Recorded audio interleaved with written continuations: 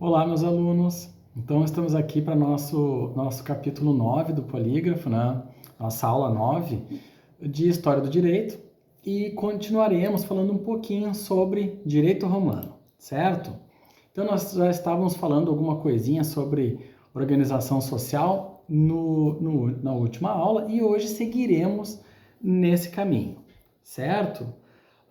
Então, hoje falaremos já da fase da República, do direito romano, né? Então, a organização social se modificou e essa movimentação das classes sociais pediu novas demandas para que essa sociedade se organizasse. E aí as classes sociais eram bem distintas, então existia uma classe baixa, ou plebes urbanas, que era composta pelos escravos, cavaleiros da ordem equestre, e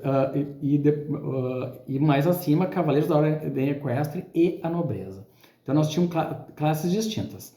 Classe baixa, então, as plebes urbanas e escravos. Depois tínhamos os cavaleiros da ordem equestre e a nobreza, certo?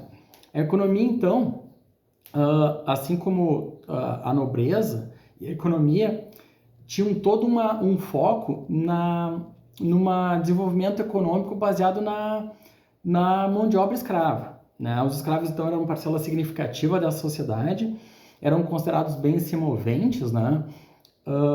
E não tinham personalidade jurídica, mas eram responsáveis pela produção da riqueza daquela população.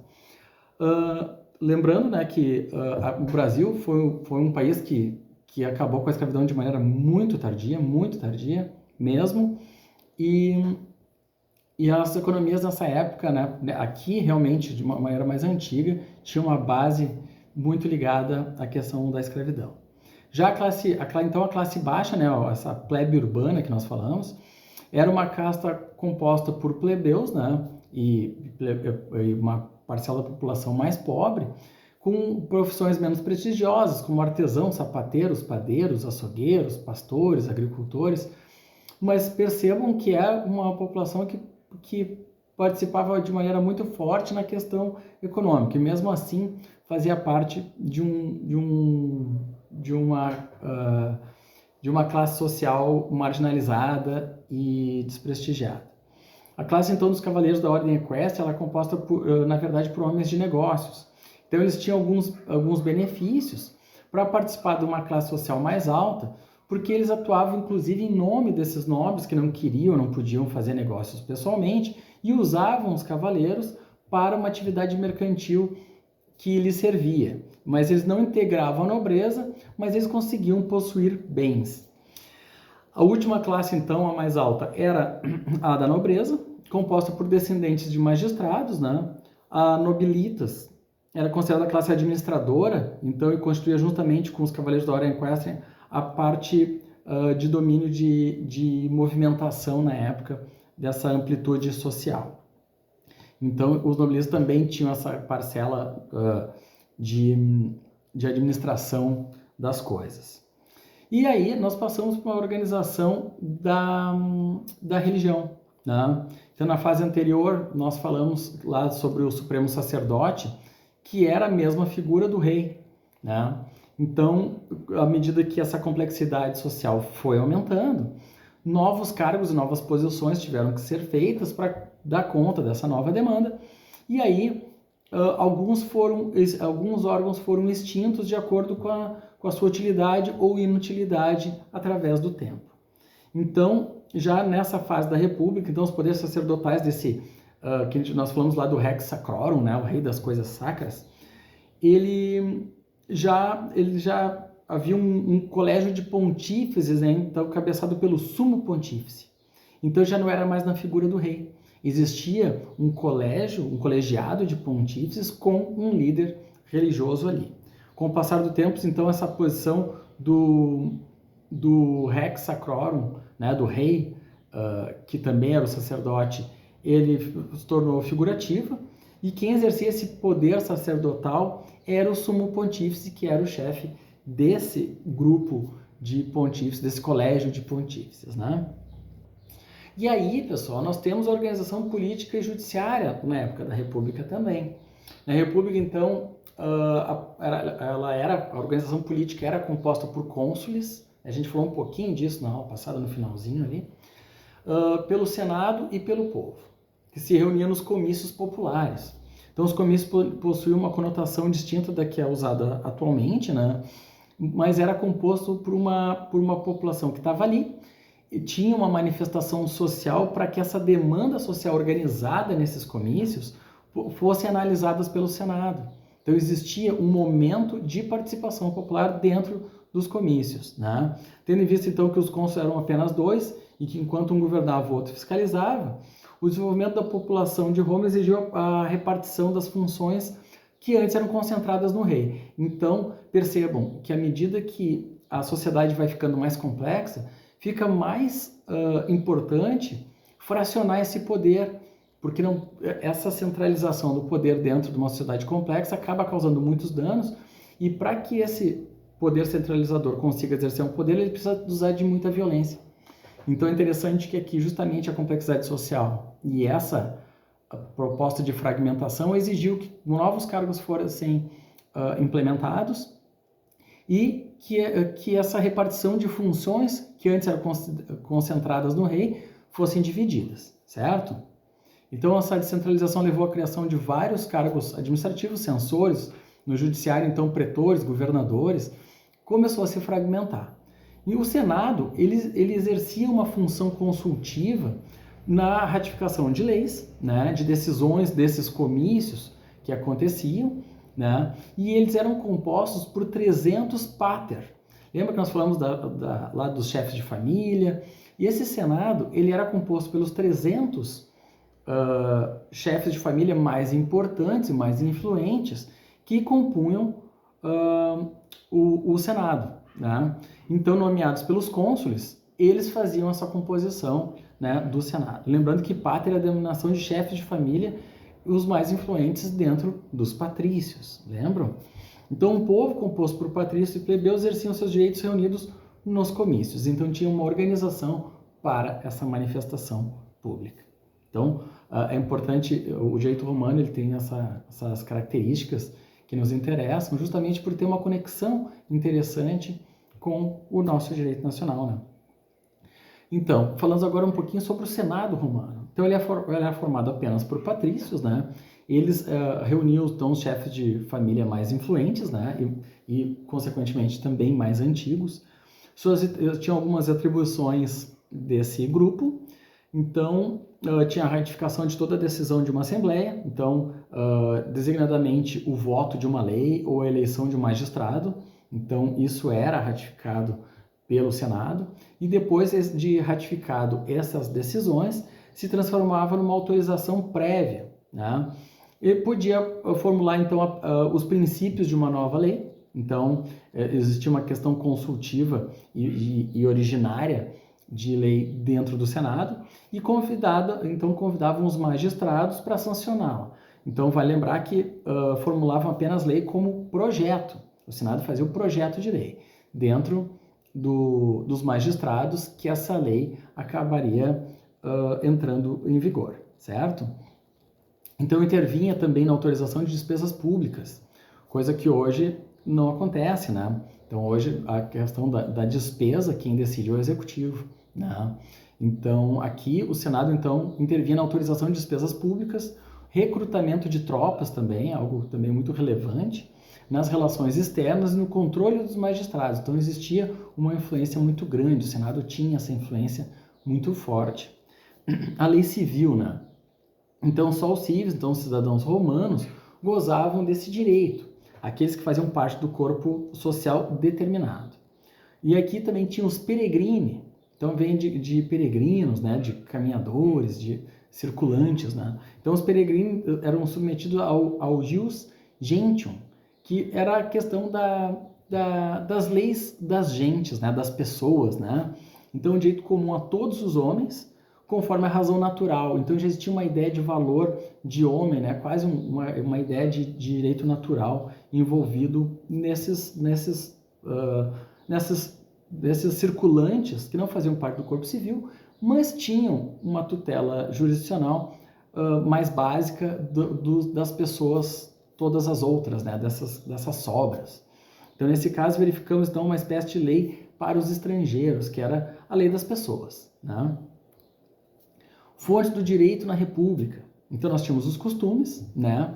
As leis escritas, então as leis positivadas, a jurisprudência e os editos dos magistrados. Então, nós já tínhamos aqui, de novo, uma fragmentação de fontes legais. Então, se tratando de um povo conservador, os costumes continuam desempenhando um papel fundamental como fonte no direito.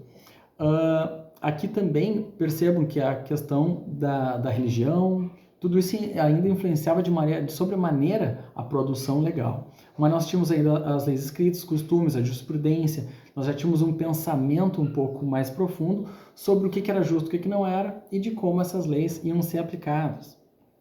Pela incerteza de um ordenamento baseado nos costumes, a plebe luta por uma lei escrita pública, conhecida e que possa ser evocada por qualquer um. Então aqui, de novo, é justamente uma demanda social que faz com que o fato jurídico ocorra e o direito evolua para resolver, né? Então existe uma legislação, existe uma interpretação jurídica. Em uma sociedade complexa, né, os costumes acabam por causar essas incertezas. E nossos costumes mudam toda hora. E eles são uma grande mola propulsora de inovações jurídicas, né?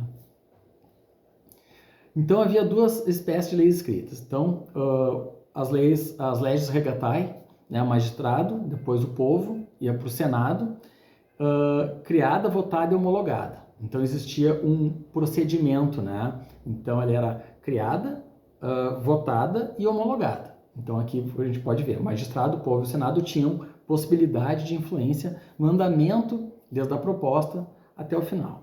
E a legis datae, que era o que os cônsules faziam com medida unilateral. E aí eles tinham poder para impor essa lei de maneira direta. Então tinha uma proposta que seguia um rito comum, com mais participação, e outra feita de maneira unilateral. As primeiras eram propostas por iniciativa de um magistrado, votada pelo povo e homologada pelo Senado.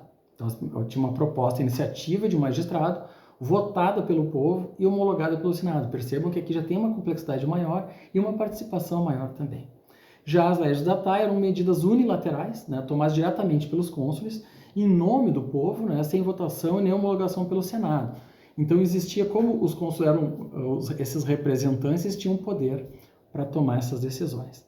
Das leis escritas fundamentais é importante mencionar a lei das 12 tábuas, além de outras situações que eu poderia trazer, mas essa aqui é uma situação muito característica, né, muito didática. Ela foi considerada como fonte de todo o direito privado. Então a lei das 12 tábuas tinha essa questão da publicização de uma lei que os plebeus e a população pedia que existisse uma lei pública e que ela fosse pendurada nessas tábuas para que ela tivesse conhecimento, que a população tivesse segura e previsibilidade do que das leis que existiam, né? A jurisprudência que nós falamos aqui, ela tem uma conotação bem diferente, mas ela pode ser chamada também de uma interpretação. Então ela era estudada pelos prudentes, né? A jurisprudência, e seria como a nossa atual doutrina. Então são os estudiosos das questões do direito, para que a partir dali aconteça alguma coisa. Então, ela tinha uma interpretação e uma adaptação da lei para que a lei atingisse o objetivo justo que foi proposto lá no seu início. Então, a jurisprudência aqui, ela tinha uma conotação mais de estudo e de interpretação e não é a jurisprudência que nós temos hoje. Então, aqui é diferente.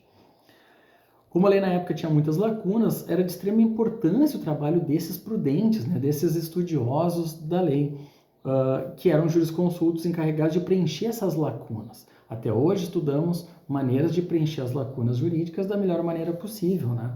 Por isso que se precisa interpretar o direito e estudar a ciência da interpretação jurídica. E aí nós temos as leis. Então, era proposta por um magistrado e votada numa assembleia, né? Essa aqui é a legis regatae que nós falamos antes. O magistrado que propunha podia defender o seu projeto perante a assembleia. Esta podia ser aceita ou rejeitada, né? E o magistrado que presidia a assembleia podia aceitá-la ou rejeitá-la. Mas também podia acontecer de uma suspensão desse voto por motivos religiosos. Então, de novo, aqui tem uma influência religiosa muito grande, que dependendo da consulta a uma questão religiosa, esse projeto podia ser suspenso, certo? E aí nós vamos falar um pouquinho aqui sobre a lei das 12 tábuas. Então, revela um estágio de evolução do direito público e privado comparável que é conhecido em Atenas pela leis de Drácon e Solon. Então, eu já falei para vocês que existem outros exemplos, mas essa aqui nos traz mais, nós lucramos mais interpretando essa aqui. Abole a solidariedade familiar, mas mantém a autoridade quase limitada desses chefes de Estado. Então, na verdade, a família, ela não tem mais um poder tão forte como aquela pequena sociedade com poderes, como se fosse uma pequena sociedade que ficasse isolada. Então, ela consegue ter mais conexões de uma questão social, mas o chefe da família continua tendo um poder praticamente limitado frente àqueles componentes. Reconhece a igualdade jurídica, proíbe as guerras privadas, né, institui um processo penal, então começa a ter uma organização e um controle das punições também. As terras se tornam alienáveis, então começa a ter um comércio aí, e um direito de testar. Aqui, quando eu falo de direito de testar, é direito de fazer um testamento para poder determinar, encaminhar os bens para o futuro, certo? E aí nós temos algumas fases aqui que vale a pena a gente falar. Então, o direito clássico, então do século II a.C. até o terceiro depois de Cristo, existe aqui uma separação mais clara entre direito público e direito privado. Os juristas romanos então constroem um sistema jurídico complexo e coerente, sobretudo no direito das coisas, das obrigações. Então, os juristas romanos conseguiram ter um nível de complexidade muito maior, justamente por essa sociedade exigir novas inovações dentro da sua própria composição plural, né? E aí nós temos as fontes do direito. O costume, a lei, o edito do pretor, né? O escrito dos jurisconsultos e a legislação. Então nós temos as leis, os consultores do Senado, né? O Senato Consultus, e as constituições imperiais. A partir do século II, então, desaparece a função legislativa do Senado, onde o imperador torna-se o único órgão legislativo. Então, existe aqui um caminhar, né, já na parte do Império. E aí nós temos algumas constituições imperiais, que é uma outra fase do direito romano, né? Nós temos os editos, então, disposições de ordem geral aplicáveis a todo o Império. Os decretos, então, julgamentos feitos pelo imperador ou pelo seu conselho nos assuntos judiciais, constituíam precedentes nos quais os juízes inferiores deviam obediência. Então, existiam os decretos onde os juízes deveriam obedecer. Isso aqui nas constituições imperiais, tá, pessoal? Então, as instruções, então, dirigidas pelo imperador aos governadores de províncias em matérias administrativas e fiscais. Então, instruções era bem de instruir essas ordens mais explicativas de dar direção, né? Os rescritos, então, resposta do imperador a um funcionário, um magistrado, ou um particular sobre um ponto do direito. Então, ainda tinha o imperador respondia e acabava definindo alguma questão que não ficou clara. E aí nós vamos para os editos dos magistrados. Então, os magistrados tinham os seus editos. E o que eles eram? Então, eles eram documentos, valiam como algo real, né? Mas eram orais e depois escritos, né? Repetidos de uma magistratura a outra. Os editos dos pretores, então o pretor conhece um direito atribuído a um meio processual. O pretor ele reconhece, então, um direito dado atribuído a um meio processual. O pretor ele tem essa característica mais organizadora, né? De que ele tem um mecanismo processual, uma organização de como aquilo vai acontecer. Tá? Então nós temos ainda os editos, né? A lei civil, costumes, as leis, e os pretorium, que eu botei aqui por último, né? Preencheu as lacunas do direito civil e criou regras do direito. Abrangia também essas pessoas, os estrangeiros, os peregrini. Então, os editos dos magistrados eles conseguiam construir uma ideia de organização para fazer um corpo maior nessa normativa. Tá? Nós temos o período pós-clássico, né? Então teve o Baixo Império, que é uma decadência justamente dessa fase que nós estávamos falando, uma necessidade de codificação, tentativas particulares da igreja conseguir comandar, e o Código Teodosiano, que a gente não vai tocar nesses pormenores. Tá? Nós temos o corpo, então, de direito civil aqui. Então, nós temos o Codex, né, o Código, né, que são as leis imperiais. O Digesto, que é uma compilação de extratos de mais de 1.500 livros escritos por jurisconsultos da época clássica. Então, existia uma compilação do Digesto, que eram esses livros que continham todo esse conhecimento. Nós tínhamos as instituições, então, o Manual Elementar para o Ensino do Direito. Olha só que interessante. Então, existia o Instituta, né, que é justamente uma maneira de organizar o ensino do direito no direito romano. Então, as novelas aqui, que eram constituições promulgadas por Justiniano após o seu Codex, então as novelas também tinham era uma constituição, né? Então, até hoje, a novela tem essa questão da arte, mas em Roma as novelas eram constituições promulgadas por o Justiniano. E aí, pessoal, o direito romano ele tem essas fases. Então, vocês viram principalmente a parte da República e a parte do direito antigo. Eu quero que vocês prestem bastante atenção, são a parte da parte imperial, ela é mais rápida, mas a parte do direito antigo e da parte da República, eu quero que vocês prestem muito atenção, porque nós temos aí fatos jurídicos e mudanças sociais que causaram esse avanço ou recuo do direito, que vocês precisam prestar atenção. Tá legal? Um grande abraço para vocês. Tchau!